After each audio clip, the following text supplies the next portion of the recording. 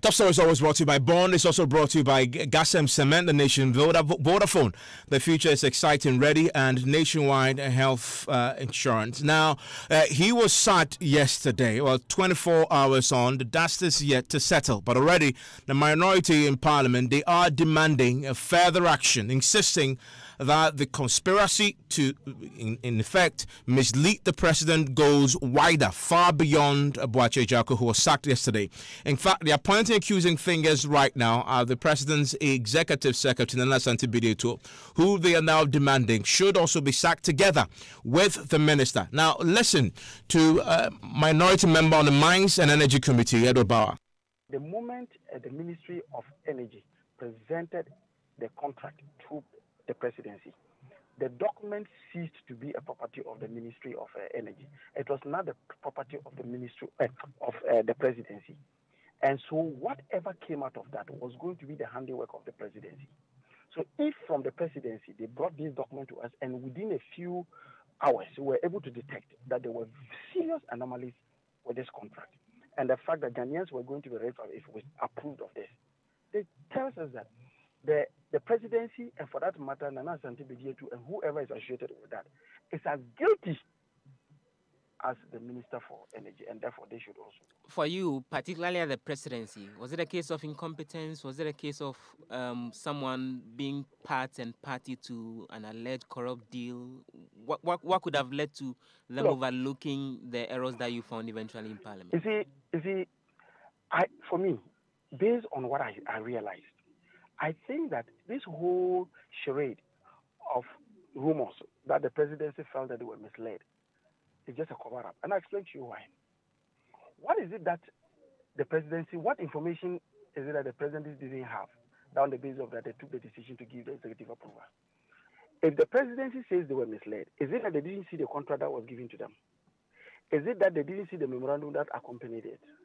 So on what basis were they misled? So it means that even in the face of all the evidence that suggested that the country was going to be ripped off, they decided to partake in this terrible exercise.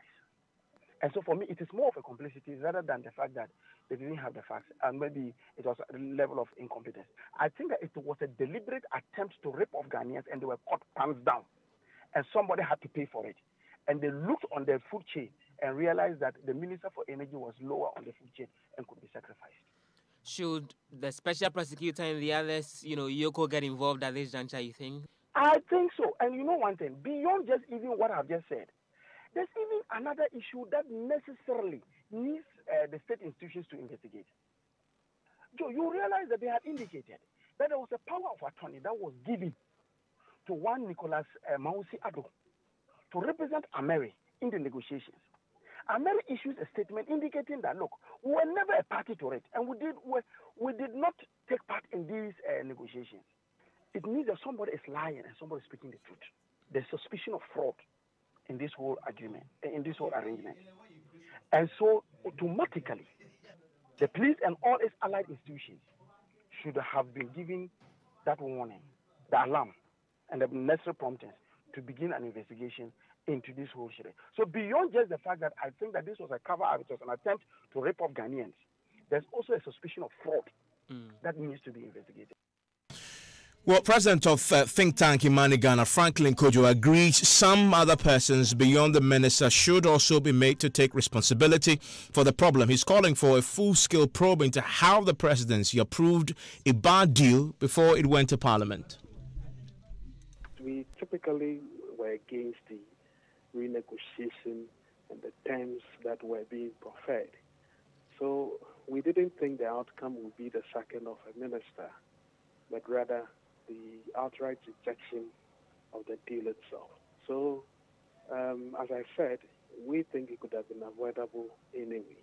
Avoided, rather. Okay, so for you, it wasn't so much of a good idea to have fired the minister. He was the source of the renegotiated deal, wasn't he? Well, that conversation can be had as to whether he was the only person mooting the idea, and indeed whether he didn't receive the blessings of persons closer to the presidency. Yes, but as a minister, he takes the fall. So we can say that, yes, why not? He takes the fall.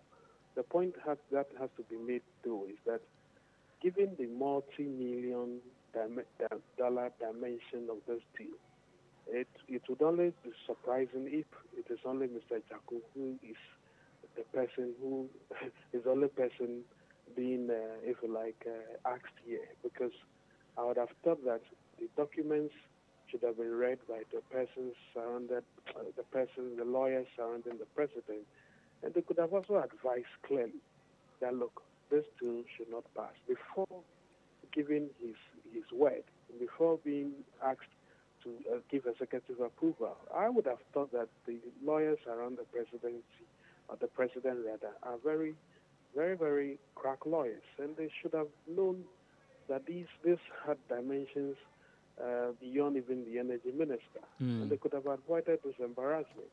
So that now that the whip is being cracked, would your expectation be that beyond the energy minister, someone else at the presidency is also additionally made to take the fall for this? Well, I think a full investigation is important at this juncture, especially when we want to avoid that the president should be misled in other matters. Otherwise, it would be easy to conclude that the president may have been misled in several other matters as well. I certainly am not surprised that he was misled on the Kelly GVG, really, because he's not said a word. Well, that's Franklin Kojo. He is the president of Imani Ghana. Well, the minister who was sacked yesterday had his say briefly on social media, Facebook to be very specific, in which he says, when the dust settles, my side will be heard. Thank you. Well, we had a reaction to these calls from the presidency last night. Director of Communications at the presidency, Eugene Aying, says these issues will be looked into at a later date. The finer details surrounding this decision definitely will be made in subsequent conversations. As it stands now, I mean, whether the president signed off of that document or not at this point in time, I believe it's neither here nor there. The most important thing is that he believes the deal as it stands now, the circumstances surrounding the nature of this particular deal at this point in time, it's not in the interest of our country. It's been put off.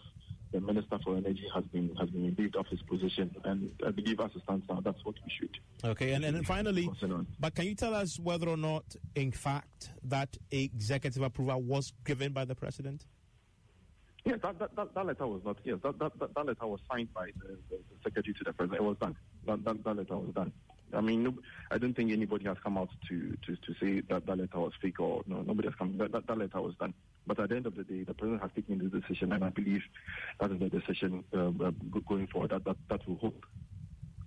I mean, that's why, a final question, that is why I guess if you can clarify, if that letter was done by the executive secretary to the president, how, on what basis the president did that? Evans, whatever be the case, definitely, if the executive secretary of the president did that, it was because of information that was made available to him.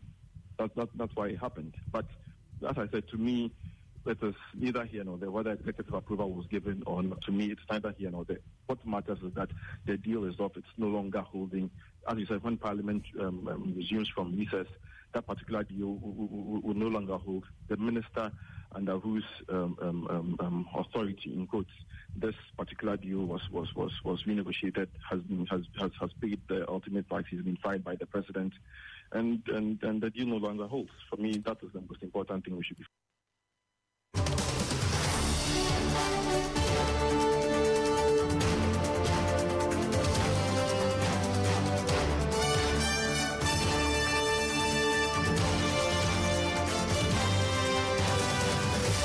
Well, reactions are pouring in. Shortly, we'll go to the hometown of Mr. Jacko, who was sacked last night, where residents there are already expressing some unhappiness, disappointment with the decision, and then making threats. We'll also hear from Mr. Jacko's brother, who's also a member of parliament, shortly. But what about the ministry itself? What's happened there today? And how are the workers there reacting to the decision to sack their boss? Let's speak to my colleague Nancy Emefa Jadosi, who just returned from the energy ministry. What did you find whilst there? So, Evans, I went there around 9:45 a.m. in the morning. When we got the business and activities, we were going there as normal. What we were able to gather was that that the 3 deputies were absent today. They didn't come to the office today.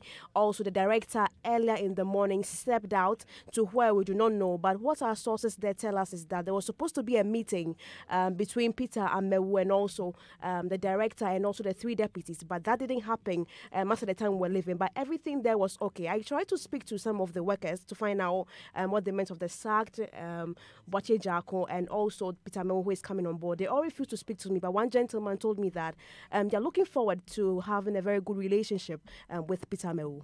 Oh, I see. So, but he wasn't there today, was he? No, he wasn't. The whole day he wasn't. Okay. Thank you very much, Amefa. Mr. Jaco's brother has been reacting to the news of the sacking, of course, his senior brother. Remember that a brother and chairman of the Parliament's Environment Committee, Emmanuel Chairman Jaco, says the sack was not unexpected. This can happen anytime. It is entirely at the pleasure of the president. But all of this was welling up, and something had to give. I wouldn't say I saw it coming. It is in the bosom of His Excellency the President. But the trees have a saying. Something was bound to give. With all the noise, people who know him from Methodist School through Mfansfim and Legon would be the best to testify about him.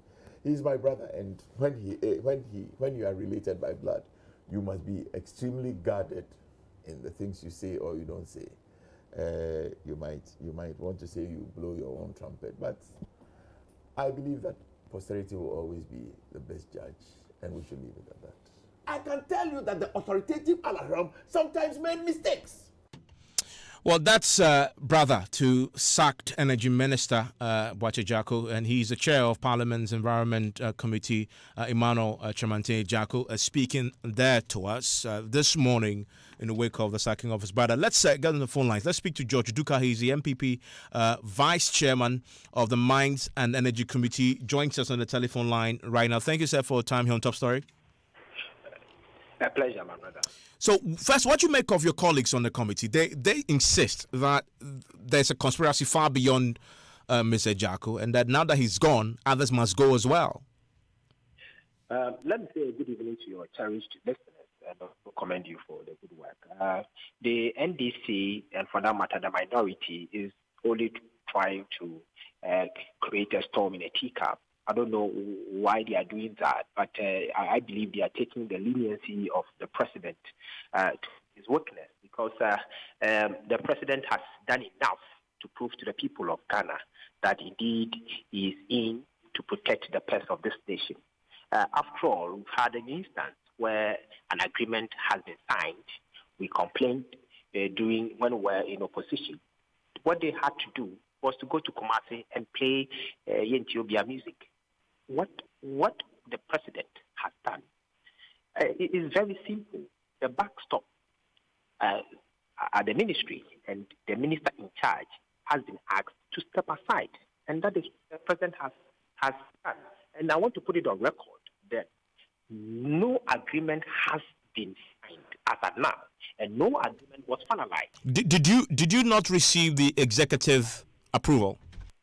But did the executive approval, in any way, tell us that it is a final or certified document?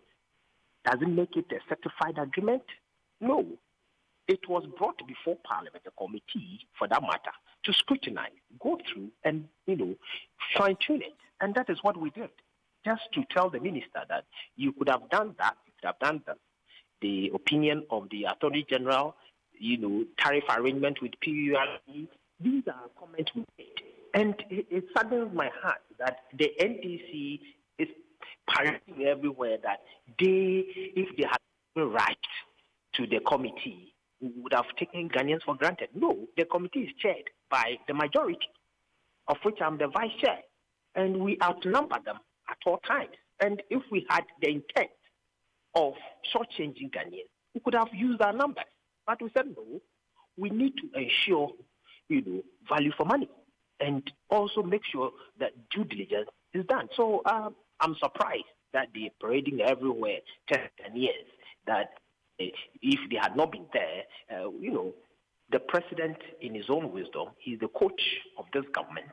He hears so many things that you and I wouldn't have the opportunity of hearing. He sees so many things that we don't see.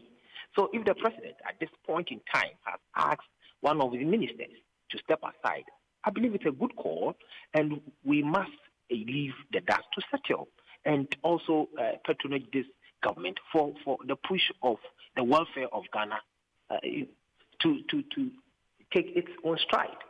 You are not curious to establish how that executive approval was given, the basis for that approval? Can you come again, please? I mean, you don't have any curiosity at all about how that executive approval was granted and the basis for that? My brother, the executive approval, what does it say? The executive approval says Parliament must go through for ratification, other processes must continue. The executive approval does not in any way stop the processes to go through. But we've had confirmation from the Jubilee House that when you resume, they will withdraw the renegotiated deal that was before you. That is an admission that what was brought before you was not fit and proper to be there. It, in fact, was defective. But my brother, that has brought us to this stage. Even the willingness, the zeal, even to withdraw, to show transparency to Ghanaians is enough to tell us that this government is committed in ensuring, value for money. It is enough to tell us that the president, is ready to protect the purse of this nation. Listening to Ghanaians, alone, because after all, this agreement did not in any way send Ghana to any form of agreement that will in a way cost Ghana in future. No, the Ameri deal, as we know, was bad. We said it in opposition, and I still stand by our word. It was bad, indeed bad, and the intent is to bring the cost down. They are to also come up with the cost that will be incurring, the operational cost, the 10 cents per kilowatt hour that will be paying even when it is handed over to us. These are technical things that will need explanation moving forward. But I will say that, yes, the minister has been asked to step aside. It's a good call, but from the president, we need to thank the president because he's a listening father. He's listening to Parliament. He's listening to Ghanaians' civil society organization. My worry with the think tanks and the civil society organization is that going forward, some of these things, they can write to the committee by, pinpointing things that will be needed to change, but not going or joining the fray of the media. I mean, talking to each and every one here and there. Meanwhile, the committee sat, deliberated, scrutinized, and they could have continued. Except, for instance, could have written to ISODE, could have written to us rather than going to the media. And I believe, though they are credible, I wouldn't, run down the activities or things that they do. But I believe going forward and to strengthen democracy, deepen it, they can write to the committee for us to do our work. I will not blame NDC because it's part of their democratic dispensation. I mean, they can do that. They can do their press conference, continue to do press conferences and so on and so forth. I wouldn't, have any beef with them. But civil society organizations, think tanks could in any way contact us going forward. And we are ready to collaborate with them in any business. Now that the energy minister has been sacked, there's an assumption that he did something wrong, for which reason the president sacked him. But we've heard from him today, at least on his Facebook wall, indicating that when the dust settles, his side will be heard. Implied in that is that he has a side different from what we've assumed, that he did something wrong. Your reaction to that? My brother, this point in time, if you are in the shoes of the minister, I'm telling you, it's not an easy at all. And coming up to say that you will hear from him when the dust settles, I believe we should, take it as such and cross the bridge when we get there. It's not an easy moment to digress and digest his comment. Would you support, and that has been a call that civil society have made, a proper probe into this? What happened? That is keep on saying that we're creating a storm in a teacup. What are we probing? There hasn't been any deal. There hasn't been any agreement. So what are you probing into? That someone has caused financial loss to the state? The circumstances surrounding the renegotiated document that came before you that had to be rejected by your good selves on the committee, that then leads to him being sacked. I mean, from a good governance point of view, you must go into it to learn what went wrong so you don't repeat it. My brother, we are being unfair to this government, as civil society organization.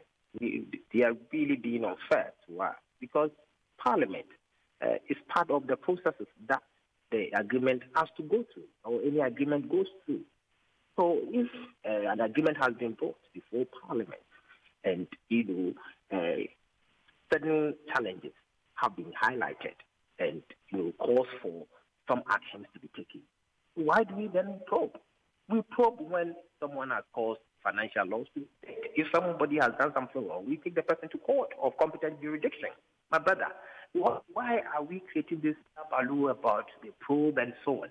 And NDC is having the moral right even to comment on this. You brought this a merry deal of $510 million and you're trying to bring the cost down, and Parliament doing due diligence at this point in time, even not having the guy, the wherewithal, the impudence. You did not even bring the car power agreement to Parliament, and we have the ego to tell Ghanaians that we are ready to do business transparently. And for that matter, the president has shown the willingness and the zeal to transparently bring all agreements before Parliament. And you're saying they should probe who? Who has done what? The president, in his own wisdom, has asked the minister to step aside. And I believe we should leave it there to get this government settled, to work, and the energy sector is not an easy area to work. My brother, the challenge there is enormous. And I say until the agreed deal, I commended the minister then. And I believe it's a challenge that we must all learn. If you're a government appointee, you must be ready to serve at all times. You must be ready to consult and do an extensive consultation, when it comes to agreement. So it's a lesson. And I commend the president for such a bold decision. Well, Mr. Duka, finally, while we have this conversation, the original America agreement, which you describe as bad, is still running. What do we do with it? My brother, we will still continue to debate and also find a better way of cutting costs. What is important is for the ordinary Ghanaian to buy his or her electricity at a cheaper cost. That is the end of the matter. That is what is important to Ghanaians. And we will continue to ensure that the president, in his first State of the Nation, indicated that he will make sure he addresses all IPPs positively to ensure a value for money.